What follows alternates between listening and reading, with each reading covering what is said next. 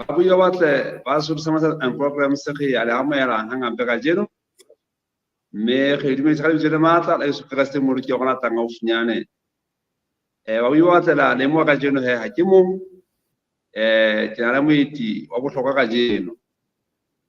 le tsela ina tetapa wa tshamalana ke go pala dumedise ba buya batle la tetapa awo ha ga wa buya Ka seiso ntate ke a le wanda te ke ka go le nna ke tle ke ho madume go ba bui le ba mamedi ba Sesotho and sermon programs me ke re morena a ke a le nehe mohau le matla ka lerato la hae ke a le wandate. Amen, amen, amen. Ayo watle hali ma da ta pa he asalo medisi wala ha go page ge thapelo e tha goran tshebetsa ka jeno mme ke bontse fela hore ha sa ka YouTube le Facebook he go pefela hleba bui watle he a go etsemela etsa le share link ena na go e le go e fihlela batho ba ngata e le mona tsana e se mona tsa go ipolokela ngona empa le bohle ba go wa tsebang ba ta ba fumane mme ga go shora hle go pa ge thapelo ama mo go tswela pele ba bui watle la ba go pa ga perenta Ha rapela re modimo ge ya bo leboa hanga pa ta gona a mo tlhoka ta modimo la te motho ntse wa ta bona to bua gona ka jeno ka te ga go pa ga pela hle a go mo se sa ke tlo di tshwara ta modimo la te mona tsa a ta go fa ga jeno la te ha go thusa wa ta bona go thusa go ya te te pela ta modimo go ta penda te la te go thusa wa te te le bitsa gona ta bona mme ta re sokolwe ge tle go ya ta modimo mme re te re phela seo go le mona modimo ba ta ka se penda te ile o tla ka sa ta bona ga tla o bedi a tla fuma ta bona ge lokile di melong la te ge ke tse go di mola ta modimo la te ga ga pela ga so ga jeno ge be go ya ta bona gore la te etele pe ta modimo e thusa ta wa tsitse o tla ta ge ke tlo ta bona a ka se mona ga ga pela amen amen amen ana ta pa te ko pa sa mo sanga modimo tsara pele ta ba je khutla te ha ya marketelong tate ge ta o thete ha bona mme he phethe khasha ka jeno ke a le bona te tsara pele tate ke a le wandate. Moi le mothaseli wa lenaneo lena la Sesotho sermons and programs jolo ka ke se kile ka ho madume ka Sesotho ka Sesotho se re madume ha fele ke tla betsa hape ke re khotso ha e be le lona le ke le newe mohau ke morana rona Jesu Kriste yena ile ngara hatela lefu a re siela bophelo bo sa feleng mme hore ka yena re tle re bone bophelo mo ya ratehang tsatsi la ka jeko lena ke rata hore re tlotla re sheba sehloho sena sa bohlokwa se re fela ya moholo ke manna me ka sejatlhapi se re who is the greatest me wana mohi ile mothaseli wa sena salemoya ono e leng Sesotho sermon and programs o tla hopola hore hona tsena lefatsheng ke ditilatile huwa di mo le tlase wa lantshana mebuso ya lwantshana jwalo ka ha bo Russia di lwantshana le bo Ukraine ke bo Taiwan di lwantshana le bo China di bopelane jwale le mona Africa ke ntho tshwanang tla hopola hore na tse ka reng bo Rwanda le bo Congo di ntse di lwana go tsekisanwa dintho tse ngata tse leng hore ka kutlwisiso ya baetapele kapo baahi ba dinaha tseno kore ntho eo e ba lwantshanang ka yona e tlotla e ba thusa hore ba tle ba hlahelle ka mahetla e tlebe naha e ikemetseng jwalo ka ha re tseba go Congo hara dinaha tse ding Afrika mona ke naha e leng hore e na le mannoni e na le di minerale tse ngata haholo jwalo ka ho ehlile ho bonahala ho isana di monetary ke dinaha ho bopelwana mme taba tsena kaofela tse etsahalang ha se ditaba tse ntjha tse leng hore di hlaha ha jwale o tla hopola hore man le testamenteng ya kgale mebuso e la nna hlaha ho mebuso e batla hore ebe o itseng ebe ona o ka hodimodimo. Mmuso wa Babilona, mmuso wa Bamedi le Bapersia o ile wa tla, mmuso wa Greece le mmuso wa Roma e leng hore ke nako Roma e leng hore re ho yona hana jwale tjena. Kaofela ditaba tsena tse leng hore mamedi di a etsahala kapa mobuhi di a etsahala, ke tse supang hore ba bang ba itseng ba batla hore ebe bona ba matla ba baholo lefatsheng. Mme yona taba ena he wena mobuhi, ke taba e leng hore motho e mong le e mong kapo batho ba bangata ehlile ba etsetselela. Ke mokgona wa bona le ka mono le ona nageng yana rona bo Lesotho ho diana sa tswa diana ka mane ka parlamenteng. E mong le mong batla hore ebe yena tona kgolo, e batla hore ebe yena a moholo, ebe yena motho ka sephadi. Jwale taba bohlokwa ke na Bibele e reng ka boemo bona. Na Bibele ya bua, na Bibele e thotse kapo ya bua ka taba e ya who is a Christ, ke mang a moholo na? Mme re tlo nka buka ya Mateo kgaolo ke ya 18, mme re tla qala temaneng ya pele ho isa temaneng ya bone. Mona ke puisano e leng hore ka yona Morena Jesu Kriste o buisana le barutuwa ba hae. E mong wa bona kapo barutuwa ba hae ba mo botsa potso ka mora hore Morena Jesu Kriste a tsamaye le naha, a pholletse a ntsa a ruta efangeli ya morena e pholosang. Jwale batla ho yena ba mo botsa hore na morena ditaba tsena tsa hao kaofela re a utlwa, mme ebile wa tseba hore re tsamaile le wena re o tsheditse, re bile ntse re tsamaya le wena go o tsheditse kgasong ena ya efangeli. Jwale re na le potso, mme potso ya rona e eme ka mokgwatsela ke ena. E re ke tla ke buka ya Mateo kgaolo ya pele he wena mamedi, kgaolo ya 18 temana kgenke ya pele e re nakong eo barutuwa ba tla ho Jesu ba re e moholo mmusong wa Modimo ke mang na? E le hore ha o mamela taba ena he wena mui, o fumana hore batho bana ba na le thahasello e matla ya ho tseba hore na e moholo mmusong wa Modimo ke mang na? Mme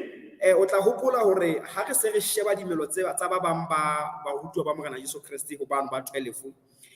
ho hlaha dimelo tse ka reng tsa bo Petrus, ho hlaha dimelo tse ka reng tsa bo Judas. Mme kutlwisiso ya bona ka nako eno eo Morena Jesu Kriste a ntseng a tsamaya le bona, ntseng a etsa mehlolo, a fodisa batho, a tswa ka hare ho bona ba re ba mo bolaya, a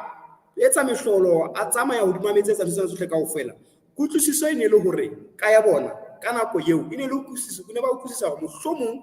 Morena Jesu Kriste jwalo ka ha bontsha borena o tlo tla a nka mmuso wa ka nako eno e ba yena morena. Jwale ka kelellong tsa bona mohlomong ba ne ba se ba ipona, ba bang ba bona e se le matona a ditjhelete, ba bang ba se ba ipona e le boradiphatlalatsi bo Petrus. Empa jwale ho na le kutlwisisonyana ya bona, kutlwisiso ya bona e ne batla e fokofokola ho latela tsela eo Morena Jesu Kriste yena a shebile ditaba ka teng kapo a sebetsa ditaba ka teng. Mme jwale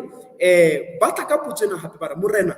a ko re bolelle hore na ke mang e moholo kapo ke mang ya tla ba moholo mmusong wa Modimo na? Mme jwale Morena Jesu Kriste o araba ka tsela e nngwe e ileng ya ba makatsa e le ba rutuwa ba araba ka tsela e leng hore ba ne ba sa nahana hore o tla ba araba ka yona. Wena mmuya ratehang,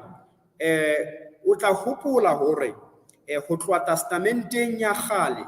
ho fihla testamenteng ena e ntjha, mme mohlomong le bophelo bo re bophelang hona jwale tjena, ngwana ke ntho e iseyang haholo, ke ntho e leng hore ho na le sebaka, o na le dikgaello tse ding tse itseng, re tla re ka sekgowa re tla re ke di-limit, ngwana o limited to some certain extent. Mme sena se etsa hore jwale Morena Jesu Kriste a sebedise yona nthwena e iseyang e ngwana, e etsa hore a sebedise yona e le ho kenya kutlwisiso ho batho bana ka ho ba apostola bana ba botsang potso ena e se rile ra utlwa ha ba e botsa hore ba reng. Mme jwale Jesu o a ba araba hore, mme ebile o etsa mahlala ho ha re bala temana ya bobedi re Jesu a bitsa ngwana a mmea hara bona. Jwale bana e ne le ha o tshwere dikopano tse ding tse itseng, ebe bana o tla nne ba qhelelwe ka ka thoko. O tla hopola hore le yena Morena Jesu Kriste bonyaneng ba hae o na nako e leng hore o ile a sala tempeleng ya ba jwale o ntse a shebisana ditaba kapa a arabisana le baporista ba baholo, mme sena se ile sa etsa hore ho mmakatsa hore na ngwana mokana o kgonne jwang o kena ka hare ho tempele a ba lo fihla mo le mo dulang baporista ba baholo, mme jwale e bontsa buisana le bona. Ho ne le taba e makatsang haholo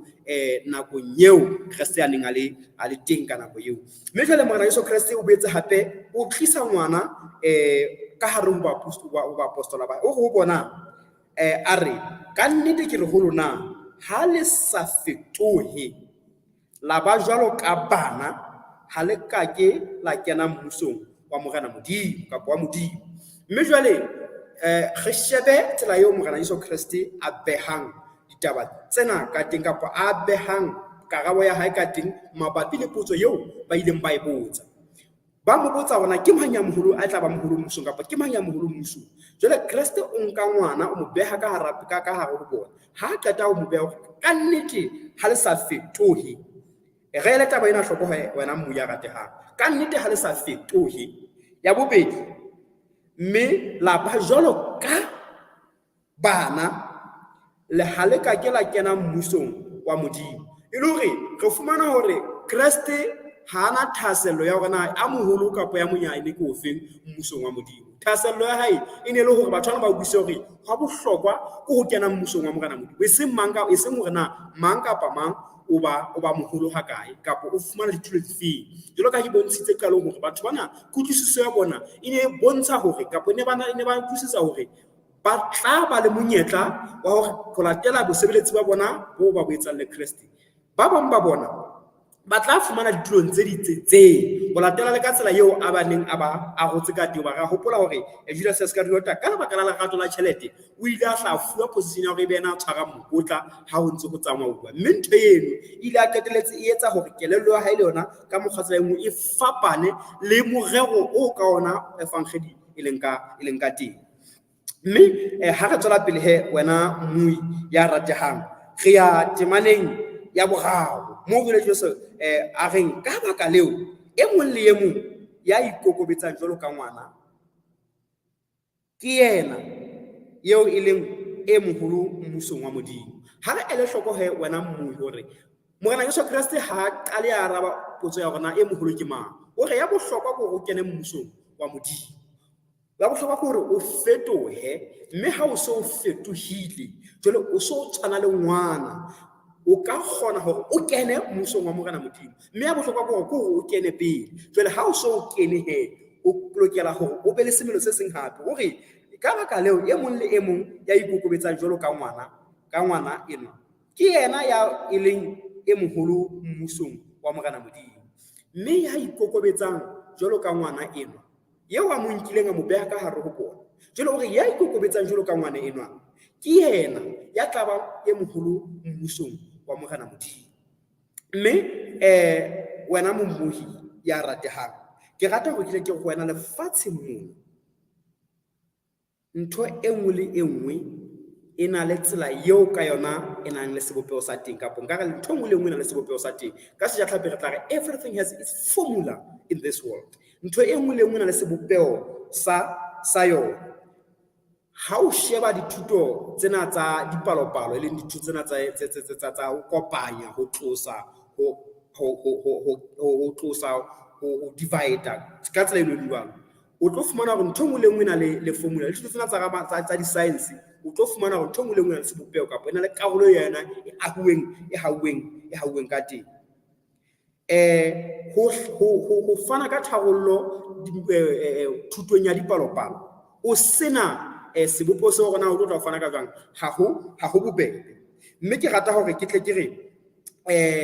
ka tsela ena Morena Jesu Kriste a be le ditaba tsena ka teng kapa a habile batho bana ka teng, re ka bitsa ka hore ka sejatlhapi ke ntho re bitsang ka hore ke paradoxically, ntho e leng hore e lokela hore e be le sebopeho seo e leng hore ha motho a fana ka sona kapa a se hlahisa ka pela batho se tla utlwahala se be se etse moelelo kelellong ya motho.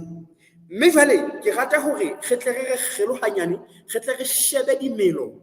tsa bana hore na bana ke batho ba mofuta ofeng, ho Kreste ha ga dintho tsohle tsa ileng a batla ho di etsa hobane Morena Jesu ka sona ka nna etsa mohlala ka sefate ka lebolomo ka eng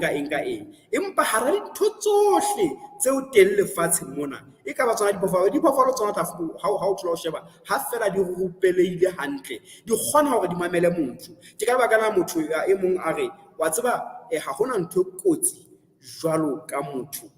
ya buang ya tsamayang ho feta phoofolo ka batho e kotsi kapo tau kapo eng di kotsi ke nnete empa ha fela di rupelele bile ke phoofolo tse ka tshepahalang ka ho fitse ka bile tse ka kgonang ho ikokobetsa maemong afe kapa afe mme jwale Morena Jesu Kriste ha ga di tsena tsohle kaofela tse re ka nahanang ka tsona o nka ngwana monyenyana o mo beha ka mona jwale o etsa mohlala ka ena ile Morena Jesu Kriste o ne a tlisa ntho ka ga e bitsang ka hore ke sebopeho mabapi le potso eo batho bana ba neng ba e botsitse o tlisa hore na batho bana ba utlwisise jwang e le hore ka mantswe a mang ho no ho ena le bothata ke bona batho bana ba ntse ba ingamangama ba ipotsa hore na ha ile mona re le ka hare ho boemo bona ba ministry ba bosebeletsi ebile hona le tshepiso e reng re tla ya le hodimong kapo Morena Jesu Kriste o tla renka ana ke mang ya tla ba moholo mmusong wa Morena Modimo mme bile re fumana hore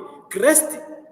o tlisa tharollo boemong bona o tlisa tharollo ka mokgwa tsela e leng hore e ne keke ya ba ya utlwisiseha ka nako eno ka Sesotho ho na le polelo e tlwaelehileng ka hore mekgwa e mengata ya ho bala ke hopola ha re ntse tsane re le ke santsane ke le high school ha re ithuta mona ebe thuta tsena tsa dipalopalo ebe teacher ya rona hore ho bohlokwa hore o utlwisitse mokgwa wa hore na o tlotla o fana ka tharollo boemong bona ba palona o e fuweng jwang mme nna ho ko batlang ke karabo le ho bona mokgwa o sebedisitseng jwale ebe o re mokgwa wa ho bolaya katse mekgwa ya bolaya katse e mengata ho ko batlang hore ke bona hore na ka tsena o e bolaile jwang hore tle qeteletse se bile e le setopo ile sena ka se bona ka tsela ena ke le ka hore Morena Jesu Kriste le yena o tlisa tharollo potsong ya batho banana e leng tse sa le ba ntse ba ingamangama ka ho etsa setshwantsho kapo ka ho etsa setshwantsho se bonahalang ka ngwana ke itse ho wena re tlo tla re sheba dimelo tse mmalwa tsa ngwana tse ka nnang ya ba ke tsona tse ntseng hore Kriste a mpaetse mohlala ka ngwana ho fana ka kutlwisiso ho batho bana re tla hopola hore Morena Jesu Kriste dithutong tsa hae tse ding o ne a sebedisa ntho tse re ditsang ka hore ke di-parable e leng ditshwantsho tse bontshang kapo tse tlisang kutlwisiso hore motho a utlwisise ho feta ka mokgwa a neng a ka utlwa ka dipana ha na ka hlalosa jwalo ka mohlomong ka theologian o na ka nna ga ba le ho se utlwisisi ditaba ka tsela e itseng ke mokgwa na sebedisa ntho re bitsang ka hore ke parable mme re tlo shebana le dimelo tsa bana tse se ha di ngata ha di ngata tse ke tlo tla di bua ka tsona ke ne dimelo tsa bana tsona di ngata haholo ha re se re hle re di sheba mme e hle ha o tshwara ka ra tshwana le bana e hle re ka kgona hore re rue mmuso wa Morena Modimo mme semelo sa pele se leng hore ka nako nngwe re le batho ba hlomong ba baholo re se isa kapo ha re se ele hloko e leng semelo sa ngwana ke hore ngwana ke motho ya dulang ya khotsofalang ka tsela e makatsang ngwana o kgotsofala nthonyana tse nyanyana tse leng hore rona re le batho ba baholo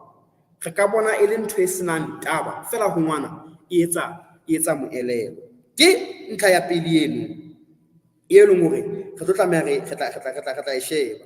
jwale ngwana o na le ntho e bitswang ka ho ke tshepo e trust ka sejatlhapi ngwana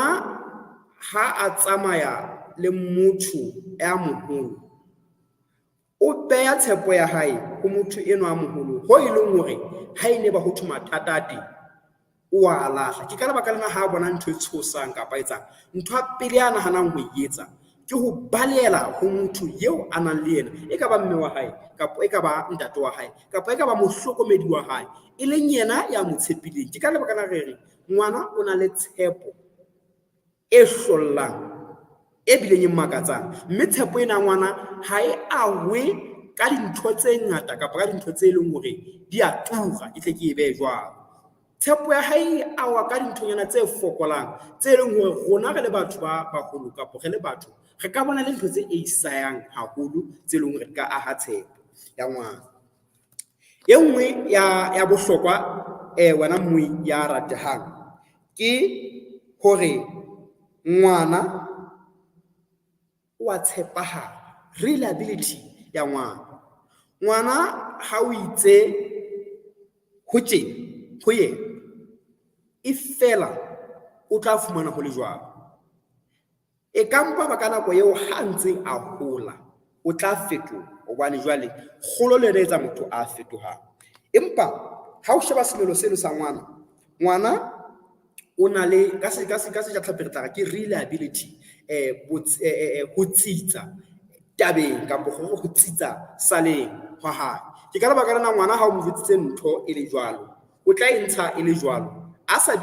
ka a e tlatseletsa kapo a e sotha kapo hona ho e faola, o tla fana ka yona e ntse e le jwalo. Mme e nngwe hape he wena mmui ya ratehang ke hore ngwana o thabela boteng ba eo a ba tshepang. So ha re sheba taba tsena kaofela jwale re se re ya akaretsa boemo bo ngwana a leng ka ho bona, re fumana hore e ne le yona thusa thuto eo Morena Jesu Kriste a neng a lokela hore a e sebedise ho fana ka kutlwisiso e tsitsitseng e totobetseng ho barutuwa ba hae ka lebaka la potso eno. Mme jwale wena mmui ya ratehang, e nngwe ya bohlokwa ke ena, ho latela karabo eo Kriste a ileng a fana ka yona, ke hore tumelo ke yona sedikadikwe sa ntho tsena tsohle kaofela. Tshepo e tsamaya le tumelo, mme di qetella jwale di ba sedikadikwe sa seo ka sona se labalabelwang. Ke rata hore ke tle ke ye bukeng ya Baroma, re tle re nke buka ya Baroma, empa pele ke kena bukeng eno ya Baroma ke rata hore ke tle ke re tumelo e etsa pelo e thabileng. Tumelo e etsa pelo e thabileng, e bileng e senang le kgonono la hore na ho tla etsahala keng hosane ha o tlo etsahala keng hosane. Hobane jwale re kgutlela mane sebopehong sa ngwana, re bona hore Kriste ha ntse a ruta hore le se ke la ituba ka tsa hore na tsa ho sesane hore na ho tla etsahala keng. Lemoha makgwaba ha ohle ha bokelle modikong. Solomon dipineng tsa hae ha e sale a tlotla. E nngwe le re thola mona gore bana ha ba ingame ka hore na ho sesane teng ho tla etsahala jwang. Mme taba eno e tswalwa ke tshepo eo ba nang le yona ho bao ba hlokometseng. E tswalwa ke tshepo eo ba nang le yona ho bahlokomedi ba bona. Mme ke ka lebaka la Kriste hara dintho tsohle tsa neng a lokela hore ebe a ka di sebedisa, o ile a sebedisa ngwana hara dintho tsohle tse re ka nahanang ka tsona. Mme ndumelle hore pele re ya bukeng ya Baroma re tle re nke buka ya Baheberu, re tle re kona hantle moapostola Paulosi o reng ka taba ena ya tumelo, e leng faith. Hebrews chapter 11 verse 1. Baheberu kgaolo ya 11 temana ya pele. Baheberu kgaolo ya 11 temana ya pele. Mme yona mmui ya ratehang ha e tholahetse, ke rata hore ke tle ke bale Hebrews chapter 11, Baheberu kgaolo ke ya 11. Mme yona he mmui ya ratehang e baleha mantswe ke yana, e re jwale tumelo ke tshepiso e tiileng ya dintho tse lebeletsweng. Tumelo ke tshepiso e tileng ya dintho tse lebeletsweng. Ke pontsho e kgodisang ya tse sa bonweng. Ke rata ke phete taba ena mo ya ratehang. Tumelo ke tshepiso e tileng ya dintho tse lebeletsweng. Ke pontsho e kgodisang tsa tse sa bonweng. 2, ke yona baholo ba bone poko e ntle. Ka tumelo re a tseba hoba dintho tsohle di bopilwe ka ke lentswe la Modimo ka mokgwa wa hore tse bonwang ha di aka tsa etswa ka tse bonahalang. Mme sena se re fa temane ne re fa sebopeo sa tumelo e leng ntho re ka ra e bontshang hore na hantle boemo ba tumelo ke bofeng bo e leng hore motho a tle a be moholo o lokela hore o be le semelo sena sa tumelo, o lebelle tse entsweng o be le tumelo ya tshepiso tse ileng tsa etswa ka dintho tse lebeletsweng tse e leng hore ha di soka di bonahala empa di lebeletswe. Ke yona ntlha ya bohlokwa eo e re lokelang hore re tle re ele hloko, mme e tshwanang le ya ngwana bana. Re buile ka ngwana hore na ngwana ke sebopeo sa ke sefeng. Ke ka baka la Kriste a ileng a bona ho le bohlokwa hore hara dintho tsohle tsa ka etsang mohlala ka tsona a mpe a behe ngwana hara ba apostola ba hae. Jwale a ba hlalosetse hore na hantle ye moholo ke o feng mmusong wa Morena Modimo. Mme taba ena e tla le ho rona ge le ba Kriste kapa e tla dikerekeng tsa rona. Re a tseba hore ho na le dintwa tse ngata tse ntseng di etsahala ka hare ho dikereke tse fapakaneng. Mme sena se tswalwa ke hobane ho batluwa matla, mme matla a batluwa hobane jwale motho a utlwisisa hore ha le matleng o menyetleng ya ntho e nngwe le engwe. Mme ka nna ya ba ke se ileng hore se ne se le teng ka hare ho kelello ya babutsi ba potso ena e leng ba apostola ha ba ne ba botsa Kriste. Mme jwale o fumana hore ho na le dintho tsa bohlokwa tse leng hore Kriste o ile a etsa a lokela hore a bontshe batho bana ba nang a sebetsa le bona rona ha ile hantle le lokela hore le be jwang. Mme ntho ke e ratileng ha rabe potso ena kgetlo la pele fela ha qala a phamisa molomo wa hae, o fana ka setshwantsho tse makatsang haholo, mme o arabela o fana ka ntho e nngwe e leng hore ha no sena motho a ka bang a ka enahana, hobane o re ho bona e moholo mmusong wa Modimo o re ka nnete ke re ho lona ha le sa fetohe le ba jwalo ka bana, ha le ka kena mmusong wa Morena Modimo. Mme se re bone dimelo tsa bana hore bana ke batho ba mofuta ofeng. Ke batho ba tshepahalang, ba nang le tshepo ho bao ba phelang le bona. Mme ke batho ba e leng hore ke ba buleile, ba na le ba buleile. Ha o bua le ngwana o tsebe hore ha o hloka taba tse ding tse itseng o di fumana ntse di le jwang, di sa follow kapa tsona di sa eketswa. Jwale re buile le ka tshepo hape, mme ba thabela boteng bao ba phelang le bona, ba ba tshepang. Mme sena se re ho rona mona ya shaka se ntho ngwana e bontsha mona wena mmui ya ratehang ke hore ke na le lona ha ile ha jwang, mme le lokela le thabela boteng ba ka jwalo ka ngwana ha thabela boteng ba bahlokomedi batswadi ba hae, hobane jwale ke nna ya ka fanang ka boholo kapa ka matla ho na le hore jwale ebe le tlosa menahano ya lona ho nna, ebe jwale le nahana ka tse leng hore ha le soka le di bona, ebile ha le na le netefatso ya tsona, hobane le fuwe nna ke le nna moetapele wa lona ya e leng hore o tlo tla le shwela. Ke re bona hore Kriste ka tsela ena o na hlela ka tsa hore ntho e le tlameha le etse hore le lokela le fetohe pele. Ke ka lebaka la araba taba tsena a re ya pele ya mantlha le lokela le tseba le fetohe, mme ha le fetohile jwale le se le tshwana le ngwaneno ho ngwe hape lokelang hore le ho etse boikokobetso. Ena ke a tseba hore le batho bana ba re ba bitsang ka hore ke di-motivational speakers ba rata hore ba bue ka yona kgafetsa e leng yona e nngwe hape re bonang ho ngwana ke sebopua se seng se ikokobeditseng ka tsela e makatsang gore ha o bua ka boikokobetso ho batho ba ntseng ba sokolana le boikokobetso ba lokela ba ithute semelo seo ngwana a leng sona, mme ka tsela eno o tla tseba hore na ha ile hantle boikokobetso keng ha ka ithuta ngwana. Mme le Kriste wa hlahisa mona hore le lokela le be le boikokobetso, mme ha le ikokobeditse le tla kgona hore le be ba baholo mmusong wa Morena Modimo. Mme Kriste ha hane taba ya hore ehle hona le ba tla ba baholo mmusong wa Morena Modimo. Bibele ya bontsha hore e tla re ha Kriste a se a tlile jwale ba halaledi ba nkelwa le godimong, batho ba tla rweswa mekhaka ya tlholo, mme ha re tlo rwala mekhaka ka tsela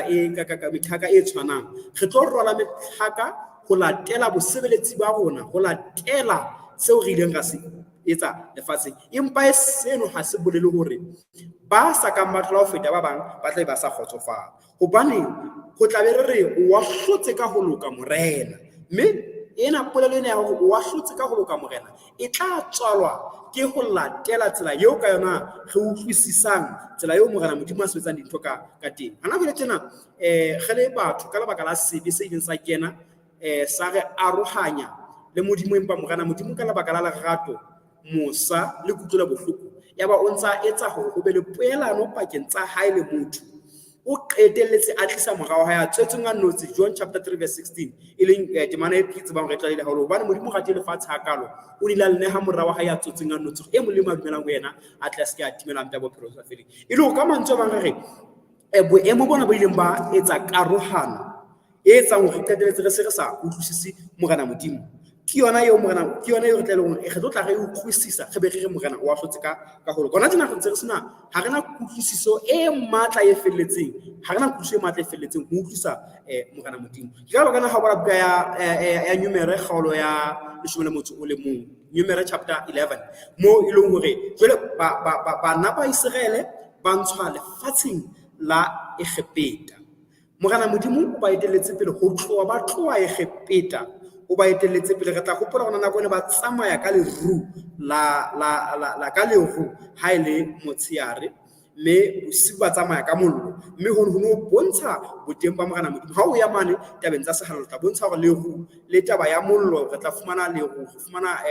kganye le shakana tlhore ke taba se re le hore re tla bua ka tsona nako e tlang tse bontshang boteng ba Morena Modimo. Ba tsamaya le Morena Modimo, mme ba tshela le watle le fubedu ba re qile le khatateng ha ba ntse ba lo khatateng ba bona dijo tse ba sa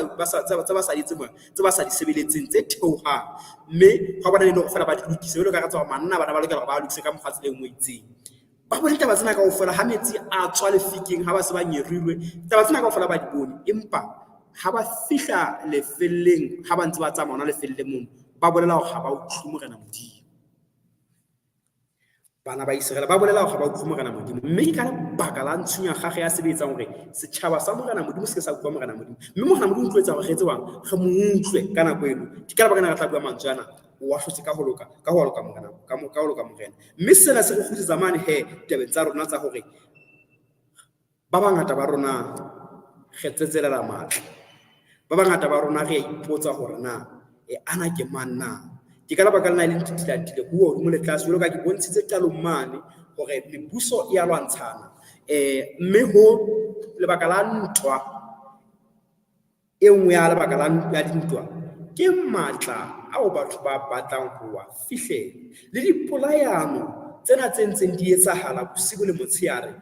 haholo ha o tobana le taba tsa bo dikgetho, haholo ha o tobana le taba tse ding tse itseng ho lwantshana ho bolayana. Taba tsena kaofela di tswalwa ke ho batla matla, mme wena mongwe ya ratehang taba tsena ha di etsahale ka hare ka ntle fela le ka hare ho sedika dikwe sena sa bodumedi sa borapedi ke ntse le ntho e tshwanang.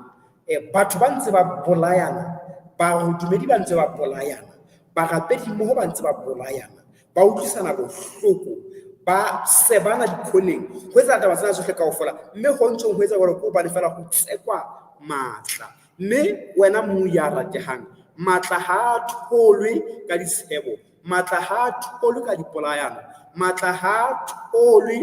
ka lehloyo, empa matla ke matla ao re a fumanang ho Kreste ha fela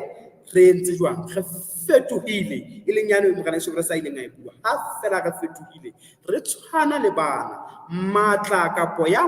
moholo o ba moholo ha o le mosebeletsi ya nang le kutlwelo bohloko ya nang le lerato ya tsebang Modimo mme ya bileng a ikokobeditseng jwalo ka ngwana monyenyane ke ka fela re ka qetelletseng re fumana boemo bona bo e leng hore re a botsitsela re le batho mme e nngwe hape ya bohlokwa wena mo ya ratehang ke hore ho buleha ho ba le pelo e bulehileng jwalo ka ya ngwana mme tsena tsohle kaofela ha ka ra di fihlela ke ka fela re ka kgonang hore re be ba matla ba baholo mme ya bohlokwa ko re be baholo mmusong wa Morena Modimo e nngwe hape wena moi ya ratehang ile ha re sentse hlile re thetha kapo re sentse re hlophela ho diela dikgala e re lokelang hore re tle re ele hloko ke hore se seng seo Kriste a neng a se bontsha mona e ne se hakalo hoba hore batho bana na e moholo ke mang mmusong wa Modimo kapo ho tla etsahala keng ona batla ho bontsha bohlokwa ba kutlwisiso ya tsela eo Morena Modimo a sebetsang ditaba ka teng ona batla ho bontsha hore moo re nahanang hore ho a eiseha ko hona moo Morena Modimo a sebetsang ka teng mme taba ena re kgodisetsa mane tswalong ya Morena Jesu Kriste re sa hopola hore na tswalo ha ebile ya mofuta ofe Kriste ha tlotla a tswalwa re tla hopola hore ho no sontsona le batho ba neng sentse ba tseba hore ke ba maemong a hodimo ba baholo ba Jewish authorities and the teachers of law ba ne ba utlwisisa hore ka nnete ba boemong bo hodimo haholo ba ntho mme se re se tloetsa hore ba qetelle ba le boemong bo leng hore Morena Jesu Kriste ha tla o tlotla ka nako eo ba le mono tla fihlela go bona mme re bona tsela eo Kriste a ileng a etsa ka yona o tlile a fihla a tswallwa mane mo phelang diphoofolo mme ba le bona ba mo eisa ba sitwa ho hlokomela hore yeo a tswetsweng ke yena yo sa le ba profeta le mahosana ba bua ka yena ke yena yo Morena Modimo a mo phahamisang ye Morena Modimo a mo romelletseng hore a tlo a shwela ba etsa di mme wana mongwe ya ratehang ka bokgutshwanyane bo tutubetseng ke rata ho tiisa fela hore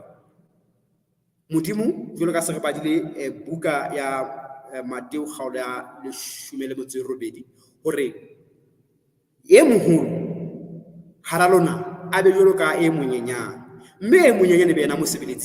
ke tsela e Morena Jesu Kriste a ileng a betsa a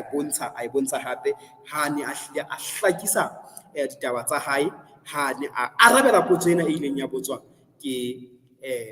ba apostola ba hona who is the greatest so ha re kwala taba tsa rona he wena mo ya ratehang wa Sesotho sermons and programs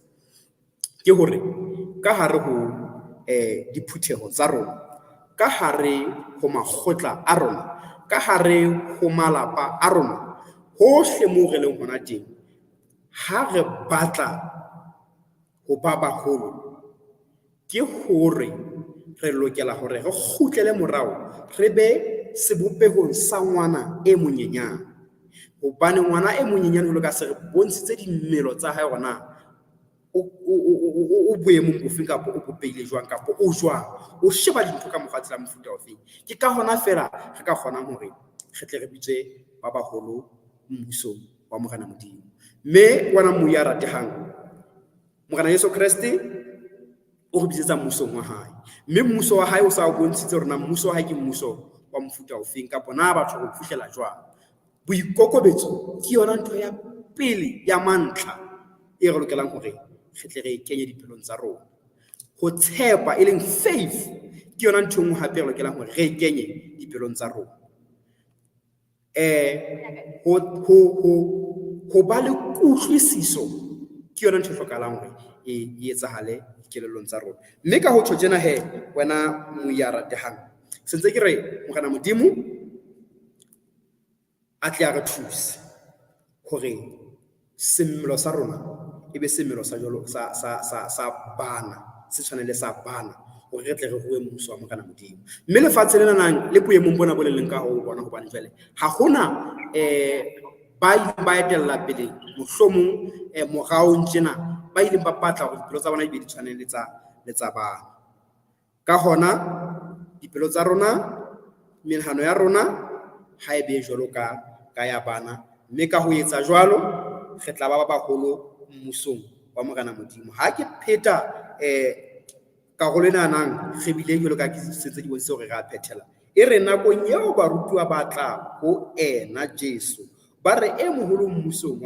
wa Modimo ke mang na? Jesu a bitsa ngwana a mmeha hara bona a re ka nnete ke re ho lona ha le sa fetohe. Change,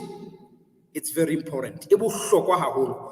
ho fetoha, ho bohlokwa haholo. La ba jwalo ka bana, be like children. Ha re ba jwalo ka bana, ha le ka ke la kena mmusong wa Modimo. Mme e nngwe ya bohlokwa ha o bala temanena, ya bohlokwa ha ine se hore na e moholo ke ofe mmusong wa Morena Modimo. E nne se ya bohlokwa. E bohlokwa ene le hore o kene mmusong wa Morena Modimo. Mme jwale ha o so kene mmusong wa Morena Modimo, e leng yona taba bohlokwa. Ha o so kene mmusong wa Morena Modimo, ho tlang ke nna. Jwale ha re tswela pele temaneng ya boraro hore ka baka leo e mong le e mong a ikokobetsang jwalo ka ngwana, e le hore re bona dintlha tse pedi mona. Ya pele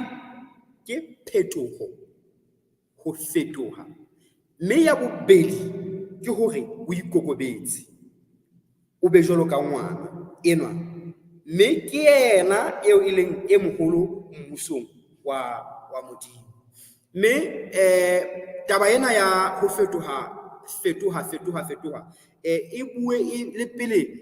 Morena Jesu Kriste a ka qala ministry wa hae, a ka qala bosebeletsi ba hae. Re tla hopola ha Johanne Mokolobetsi a ne a ntse a kolobetsa batho mane, o ne Bibele re ha hoa lefelleng a re bakang dibeng tsa lona, mme o na bontsha hore ba fetohe dibeng tsa bona, mme jwale ba kolobetse. Mme re bona hore taba ena ya ho fetoha, re bona le Paulos le yena ha a fihla mane ha ba qeta ho kenywa ka hara tronko, ha ba qeta ho kenya diketso, ha ba qeta ho kena ka hara tronko, ha ba qeta ho kenywa ka tronkong, jwale marako a tronko awa, mme ditjhini tse neng di ba tlamme mahlahla la neng a ba tlamme matsohong a lahleha. Re bona motho ya neng a ba hlokometse, mohlokomedi wa bona a tla ho bona ebile a bontsha a batla ho ipolaya. Jwale Paulos hore sekebe wa etsa wa ikutlwisa bohloko kapo hona o ipolaya, kaofela ke rona bana. Mme jwale ha fihla ho bona o re bontate banna ba eso ke ketse jwang hore ke tle ke bolokehe. Mme Paulos o araba ka tsela e nngwe e leng hore ile ya betse ya makasa moena monna eno wa ba hlokomedi. Ke ka mokgwa ke tsela re la gare ka yona e paradoxically ke hore e na le sebopego sa yona se ka mokgwa tsela nngwe itseng o go yena ke ka etsa jwang hore ke tle ke bolokehe. Mme motho ena ona sa boletse taba hore ke bokile mmusong wa Morena Modimo. Taba ha ona le hore jwale ha ile mona ho so etsetse moferefere ona bembaka batho ba ngokametseng ba ka hodimo ho nna ba tlo sentse ke le tsietsing le ka nkeletsa jwang hore ke tle ke boloke. Ba re dumela o Morena Jesu Kriste, wena le lapa la hao, mme o tlo fetohe, jwale o tla etsa jwang, o tla bolokeha. Ke ka nata ba eno re bona hore le Morena Jesu Kriste ha arabela batho bana o arabela ka mofatsela e leng hore ba ne ba sa nahana hore o tla araba jwalo. Mme wena mmohi ya ratehang, ke boipiletso ba ka hore Morena Modimo a re thuse hore re utlwisise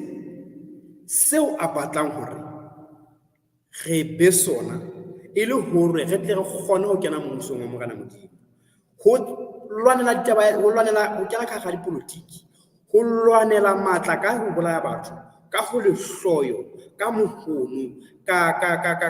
ditaba tsena tsohle kaofela, ha ho re etse re be ba baholo, haholo jwang mmusong wa Morena Modimo. Empa ho re etsang hore re be baholo mmusong wa Morena Modimo ke sena se re se fumane ka hare ho buka ena eo e leng hore re fuwe ke Morena Modimo, hore ruta le hore laya le hore kgalema mo e leng hore re bonahala re lahleha. Morena Modimo a tle a re boloke, Morena Modimo a tle a re fe matla, Morena Modimo a tle a re fe kutlwisiso e babatsehang jwalo ka ha e le thasello ya hae, e bile le morero wa hae hore setjhaba sa hae se ke sa timela ho hloka tsebo, empa ka ho ba le tsebo ba tsebe ho utlwisisa seo a leng sona. Mme ka ho tjena ke rata hore wena mo ya ratehang ke tle ke re Morena Modimo ha be le rona a tle a re hlonolofatse ho fihlelletse ebile re kopana hape. Da demut ale wa hle ngwana mme ka mantswe ana te a bohlokwa o se fane ka ona ntate, mme ke a tshepa boi le lona le utlwe monate wa itwa tse moruti ka shebela le hlophile le re gona fela ge nke thuto go ngwana, mme se ka bohle re tla utlwa wa be ga se be le skala sa go kana mmuso wa rata kena ba, mme tabena e ke be thapela hao ngwana mmui e thapela ka e thapela moruti wa ka jeno lena ga tle ga tshwana le ka bana ka dimela le mo tle ka o shora sena te ke kopore tle ge le thapele kwalang ge ntano sa ditsa ba me di ba social program se hantle ntate ba ge thapele kwalang ntate moruti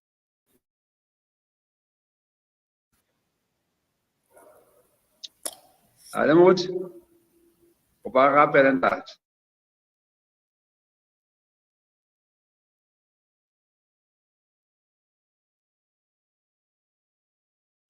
Mmui a ke tsena a go utlwana ka yona dipa ba ka go utlwana da de tapa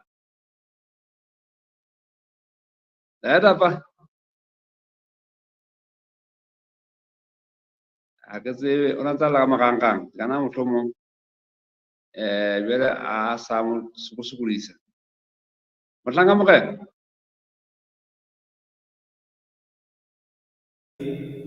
ke khutlile hle marangrang le lona ntseng a sokodisa tjena. Okay mo ana ke go pasha tswela pega o thapelo fela ge ile di khanda te ya lebo Ha re ze thapelo ntate halalanya Musa ha le hodimo, ntate wa Morena bona Jesu Christ ka ena nako ena hlompho le thoriso di lebso le hodimo la le halalang nako le motsotso o re ne ile tsengwana ho tseba ka hore na thasello ya hao go gona re le dipupua na ke fe jwalo ka ha barutwa ba ile ba botsa hore na e moholo ke o fe nna mmuso, empa tsela yo ile ngwa raba ka teng ile a bula kelelo tsa bona mahlo, mme ntse re bula le rona ntse bula tsebe tsa rona le mahlo a rona, mme re a hlakela rona ha ile hantle morero le sepheo sa hao ke sefeng ka rona gona ba phela ka rosebe. Mme ntate lentswe la hao le wele tsebentse utlwa, mme ha ke le sebetse jwalo ka ha peo e wela mobung o nonne, mme e hlaya e mela e bile hola e fepela bohle ba hlokang. Mme ka hona Morena Modimo re sentse re beha le bohle basebeletsi ba Sesotho Sermons and Programs hore Morena Modimo ya fang kgedina jwalo ka o boletse re tla ha sa lefatshe kaofela tle be bopaki mang le mang e tle be hona bofelo botlang. Re kopa Morena Modimo no ba matlafatse o no ba fe bohlale ena ke thapelo ya ka Kriste Morena, amen. Amen, amen, amen. Masaka mo ka hlaka ete ke ga o le bua senda te ka wa mala me mo gona na te ka jeno me mo ga mo di mabelo yana a o hlofa ta wana tate a o hlofa tsa le mosebetsi mo tlang wa ya tshepa gore le mo di mo ga ta na te ta o sebedisa o feta mona me se ka te a ka ba balla a go phelo botle a o fa wisdom wa te o tse mosebetsi wa ka bokgabane bohle ka ere re bile ho ntate mme ka o shora hle ba bua ka teng ge ya leboa le lona ka go tshetsa wa go ra khaso ga jeno mme ke le bo moifo wa social summer programs ke bua ka yana mme Majela ke yana ntswa ke wa gona kwa mme Majela se lebalo mme ke nna se isho mokuiti e bua ka yana ntate wa thapa wa Moribe thapa wa Tete ke ketela ka kwatla Moribe